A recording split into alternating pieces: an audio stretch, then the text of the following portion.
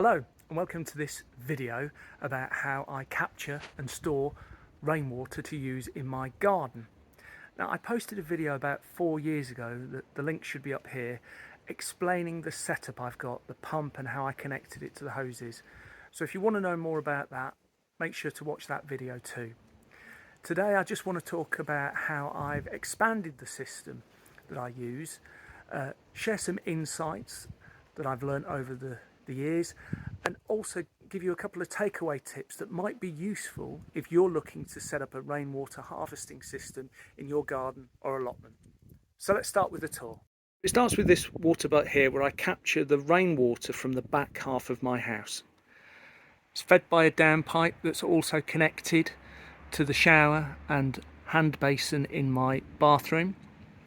So I've installed a tap that allows me to turn off the water collection for when I'm cleaning the shower and the hand basin, because I don't really want that to be captured and stored in the water butt.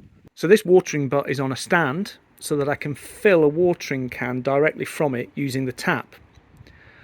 But I also move the water from here to what I call my water reservoir. And how do I do that? So when I want to move the water from this butt to my water reservoir, I drop the pump into the butt, attach it to the battery, hook it up to a hose, which then hangs off hooks. So I have to set this up every time, off my garden fence. And it goes down to a waste pipe, which is also hanging off hooks from my garden fence. But where does it go from there? So the waste pipe comes along the fence and comes to here behind my shed. Comes up to this corner, goes round the corner, and it feeds into one of 4 blue barrels that form my water reservoir. And these barrels are interlinked with a siphon. More on that later. So when I want to move the water from my water reservoir, I drop the pump into the first barrel there, hook it up to the battery and set up the hose. So it runs along the fence hanging off hooks. And then I use that to fill up my field butt, which I can draw water from to water my raised beds. I also have a water butt in my greenhouse, and I fill that up from the water reservoir as well. And this is something I use to irrigate plants using a water irrigation system, but I haven't had time to set it up yet this summer. And that's basically how the water moves around my garden. So the last piece in the puzzle of my system is siphons, and I love siphons. They're a great simple way of moving water without using any power. Now I use this thing, for instance, which is the bracket off a washing machine and a small piece of hose to empty brimming buckets of water.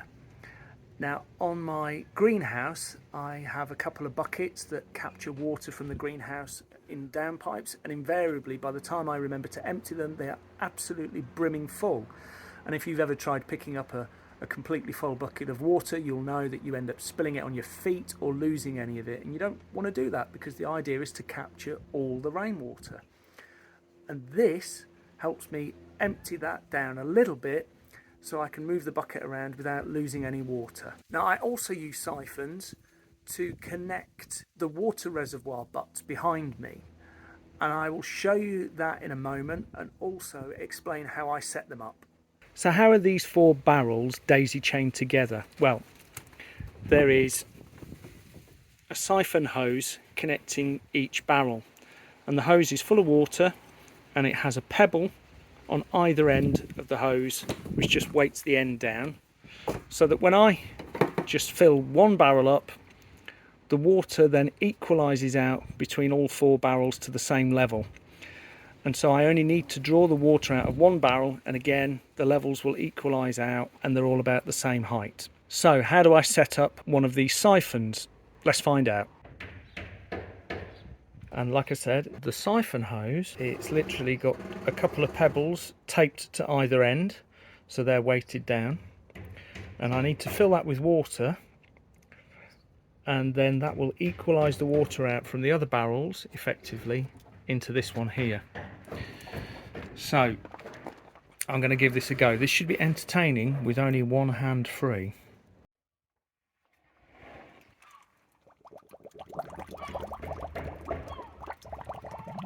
So the trick is, you can see the other end of the hose is going down, but I just need to get that to hang down.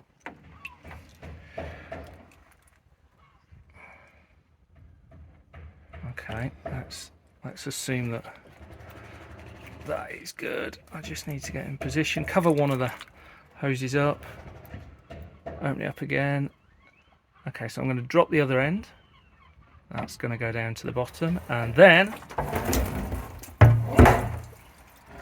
voila. So as you can see, that's now siphoning the water out of this barrel, and it's taking it up over the edge. And I will tidy that up in a second and get all the lids back on, and eventually I will have 4 barrels that are 3/4 full.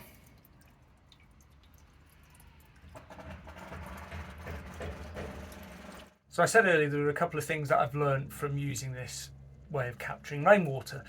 The first thing is that one day when I was filling up the field bar, I had the pump in my water reservoir, the hose was hooked up to it, running along the fence, and the other end was going into the field bar. I filled it up and then just turned off the battery to stop the pump running whilst I was doing something else in the garden. Came back a couple hours later expecting to take some water out of that bar, and it was empty, and I was quite surprised about that. And I didn't realise that what I'd done is that I'd have set up the right conditions for siphoning the water from that field butt back to the water reservoir. And if you think about it, I had a pump in the water reservoir that was connected to a hose. All of that was full of water, and the other end of that hose was then sitting underwater in the field butt.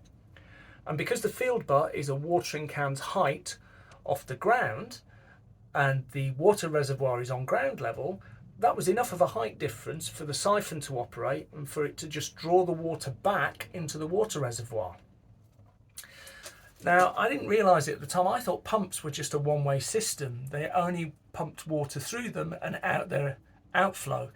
But of course, that's only when the power's on. It's an electromagnetic engine, and so when there's no power, the shaft on the impeller on a pump is going to turn in any direction. So that was one lesson. The other lesson was realising that where my water reservoir was is the lowest point in my garden. Now, the area just outside my shed is always the soggiest part of the lawn. To the west of it is a garden fence. It's normal height, 6 foot tall. And then to the south of that is the shed. And I just assumed that it was always soggy because the prevailing wind is from the southwest, and it was shielded from that by the fence and the shed, and that's why the area just kept damp during winter. But no, it is actually the lowest part in the garden. Now you can see that from the fences. There's a little step down, but to the untrained eye, the garden looks pretty level. Now, these observations might not seem a lot, but what it means is I think I could actually siphon water from the water butt on the decking by my house and get it down to my water reservoir without using a pump. Even better, I could attach a tap to the water reservoir and simply fill it up from the water butt at my house if there's enough height difference. Now, I don't know if that's the case. It might be. I'd need to investigate and set up a tap. But what I can do is prove that that area is the lowest part of my garden. And I'm going to do that now. I'm going to set up a hose. I'm going to prime it as if I was going to use it for a siphon. And you can see how I do that in this short, which should also be linked up here. So let's see what happens. So I've primed this hose with water, and I've capped it at either end with a spray nozzle. And you can see it stretches down my garden to my shed. So I'm going to take the spray nozzles off one at a time, and let's see which way the water flows.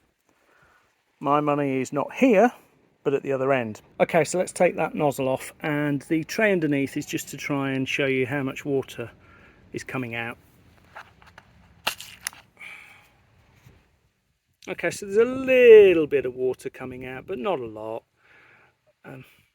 So I'm going to try and do the same thing at the other end. So here we are at the other end. Just to prove that there's no jiggery pokery going on. Okay, so let's uncap this.